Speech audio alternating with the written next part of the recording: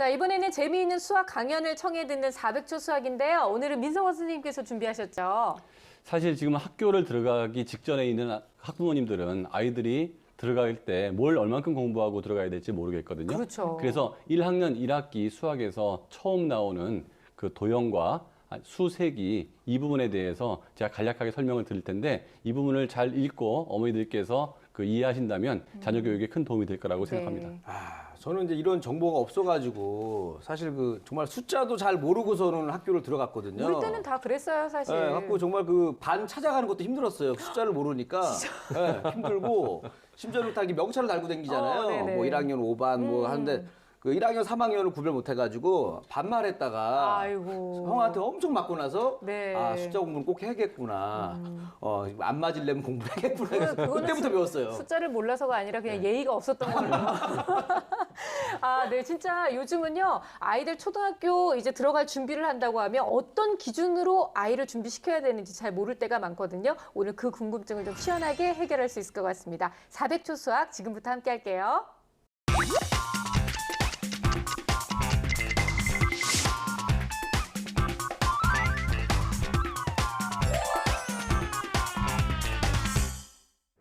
초등학교 1학년에 처음 입학하여 학습하게 되는 수학의 첫 단어는 국가지 수입니다. 이후 50가지 수, 100가지 수 등으로 수를 확장하여 학습하게 됩니다. 그런데 초등학교 1학년 학생들은 이미 100가지 수를 세고 읽을 수 있습니다. 자녀들이 우리말을 하기 시작하면 대부분의 엄마들은 주변의 사물을 하나, 둘, 셋으로 세는 것을 가르치기 시작하기 때문이죠. 그렇다면 초등학교 때 왜 다시 수를 학습할까요? 수를 세는 것은 대수의 시작입니다. 사과 10개를 일일이 보여주지 않고 10이라는 상징으로 보여주기 때문에 수학에서의 약속을 배우게 되는 것입니다. 세상에 많은 개수를 아라비아 숫자로 표시하는 약속을 배우는 과정이기 때문에 단순히 수를 세는 것 이외에도 약속의 중요성을 설명하는 것이 필요합니다. 유아 시기에는 수를 읽거나 셀 수 있는 것이 중요했다면 초등학교 첫 단원에서 학습하는 국가지 수에서는 수가 가지고 있는 두 가지 뜻을 구분하는 것이 중요합니다. 수는 우리가 물건의 개수나 크기를 나타낼 때 사용하는 기수와 첫째, 둘째, 셋째 또는 1등, 2등과 같이 순서를 나타내는 서수가 있습니다. 기수, 서수라는 용어는 어려우므로 용어를 지도할 필요는 없습니다. 그러나 수가 나타내는 두 가지 뜻을 생활 속에 찾아서 이해시키고 분명하게 구분질 수 있도록 도와주는 것은 중요합니다.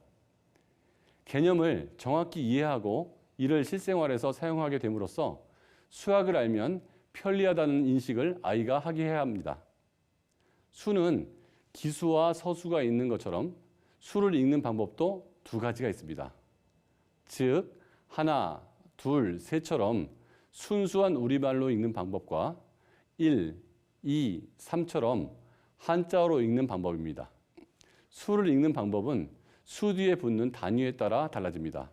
즉, 개수를 나타낼 때는 우리말로 수를 읽고 크기나 순서를 나타낼 때는 한자어로 수를 읽습니다.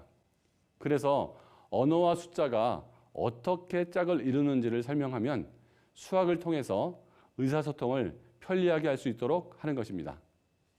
그럼 어떤 방법으로 이 단원을 학습하면 학교 수학 수업에 자신감을 가지게 될까요? 유아 시기에는 수를 하나, 둘, 셋과 같이 일씩 앞으로 세는 방법만 배웠습니다. 그러나 1학년 과정에서는 일씩 거꾸로 세기, 2 또는 3씩 띄어서 세기 등 다양한 방법으로 수를 셉니다. 그 까닭은 덧셈, 뺄셈, 곱셈, 나눗셈에 영향을 미치기 때문입니다.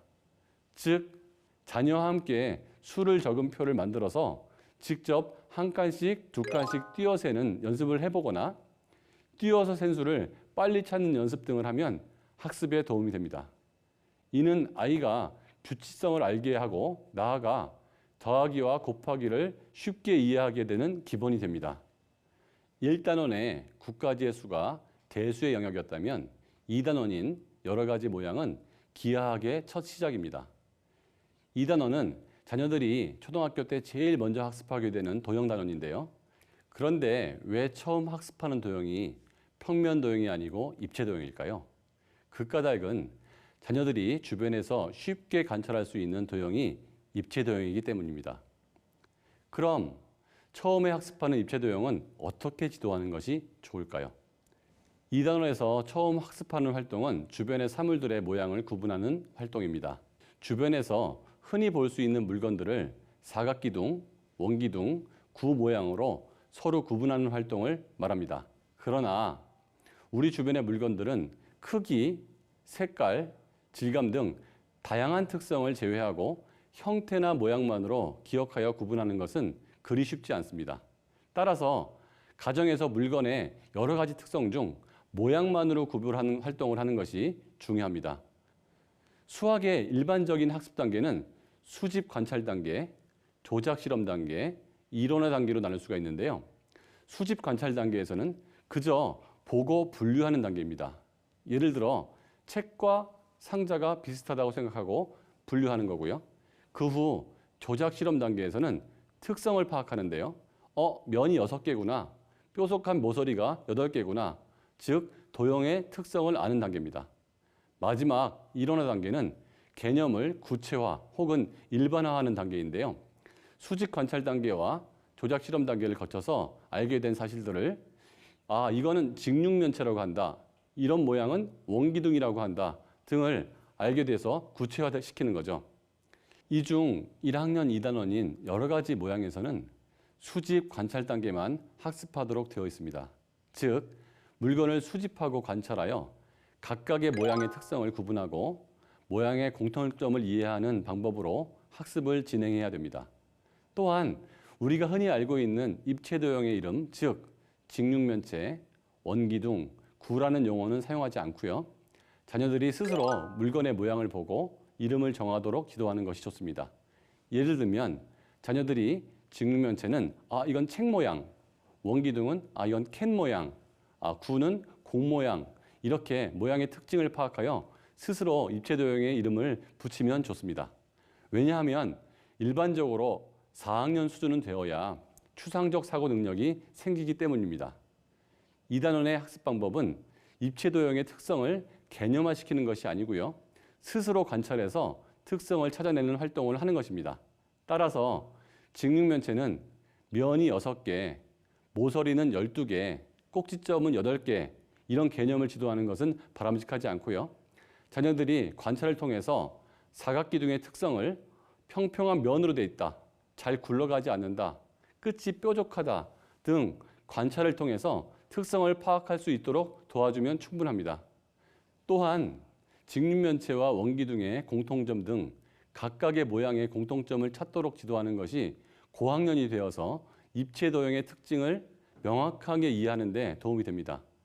초등 1학년 수학, 누구나 할 수 있는 쉬운 단계이기도 하지만 첫 단추를 잘 잠가야 하는 중요한 단계이기도 합니다. 대수의 시작인 수세기부터 기하의 시작인 여러 가지 모양에 대한 올바른 이해가 있으면 앞으로 수학적 사고력은 차근차근 길러지고 좋아질 것입니다.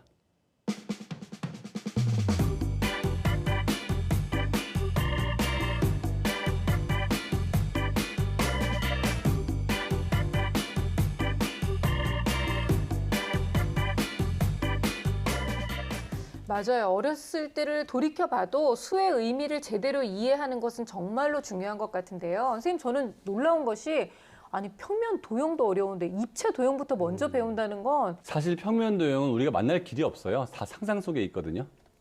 그렇죠. 입체 도형은 다 입체잖아요. 사실 실생활에서는 그러네. 우리는 늘 입체를 우리가 늘 보는군요. 볼 수 있는 건 입체 도형이기 때문에 입체 도형을 익숙하게 만드는 게 훨씬 더 도움이 될 수 있고 학년이 올라갔을 때 그걸 구체화하고 개념화 시켰을 때 머릿속에 그 도형이 떠오른단 말이에요. 네. 그러면 고학년에서도 학습이 쉬워질 수 있습니다. 특히 도형의 특징을 파악할 때요. 관찰과 더불어서 직접 만들어보는 활동이 정말 효과적이거든요. 네. 그래서 가장 손쉬운 방법이 바로 점토입니다. 점토를 이렇게 주물럭주물럭해서 원기둥 모양을 만들어요. 그리고 이거와 관련된 걸 일상 속에서 찾는 거죠. 엄마 캔이랑 똑같아요. 아빠 이거는 풀이랑 똑같아요. 네. 그렇구나. 그리고 얘를 옆을 톡톡톡톡 치면 또 삼각기둥으로 금방 만들 수 있잖아요. 또 비슷한 걸 찾아볼까? 직육면체도 만들고 이런 식으로 쭉 만들어서 실제로 해보고 또 자신만의 도형을 만들어 보는 거죠. 이 도형은 어떤 도형이야? 이름이 뭐야? 아빠 차.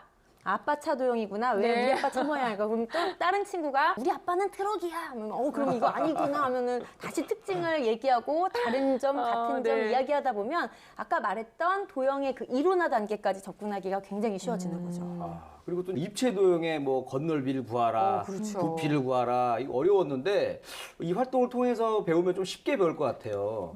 그리고 사실 저 학교 다닐 때 또 저는 숫자도 잘 모르고 들어왔는데 옆에 짝꿍은 나 100까지 실 수 있다 늘 자랑했거든요.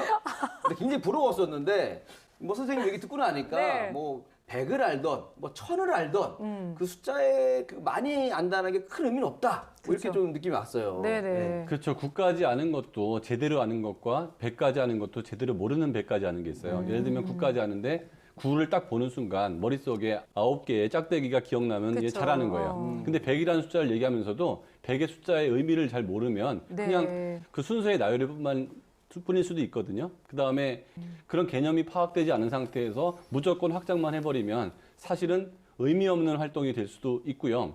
그래서 대응 관계가 굉장히 중요하고 네. 그다음에 하나씩 빼보거나 하나씩 더해보는 관계를 알게 되면 규칙성과 함수 쪽으로 연결되는데 그렇지 않고 무조건 숫자만 세는 거를 강조하다 보면 아이들이 수학을 싫어하게 될 가능성도 분명히 있습니다. 그렇죠.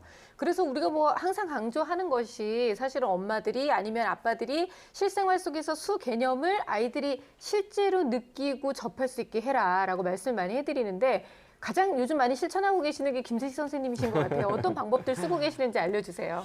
예, 저는 아무래도 그 좀 유치원, 뭐 저학년 이 정도라면 어떤 놀이 개념으로 그렇죠. 접근하는 게 노는 가장 걸로. 이제 접근성이 편하고 애들이 공부라는 거 인식 못하고 하니까 자연스럽게 익힐 수 있을 거라고 생각합니다. 네. 그래서 김희정 선생님 소개시켜준 뭐 뒤집는 그거 있었거든요. 그것도 좀 했으면 좋겠고. 제가 이제 좀 학년이 올라가면서 이제 애가 조금 이제 숫자를 좀 큰 걸 알게 되니까 이제는 식사비 계산도 예.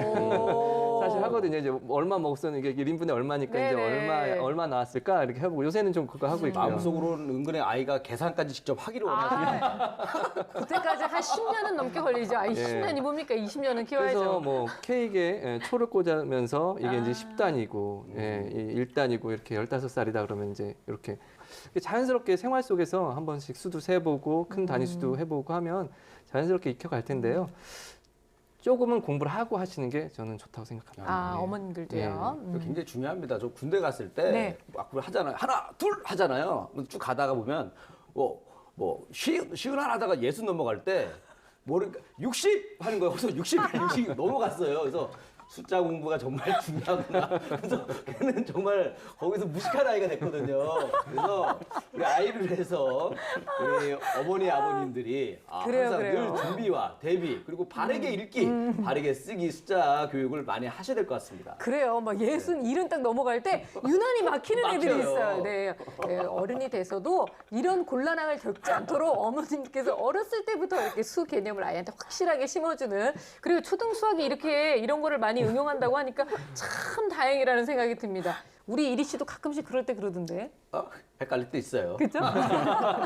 자, 오늘도 400초 수학까지 함께 수학 즐겨보셨는데 어떠셨나요? 여러분들께서도 평소에 궁금했던 수학적 궁금증 있으시면 저희한테 보내주시기 바라고요. 또 수학 고민 있으신 분들도 저희 홈페이지를 통해서 여러분들의 사연 남겨주시기 바랍니다. 자, 오늘은 여기까지고요. 저희는 다음 시간에 다시 인사드릴게요. 고맙습니다.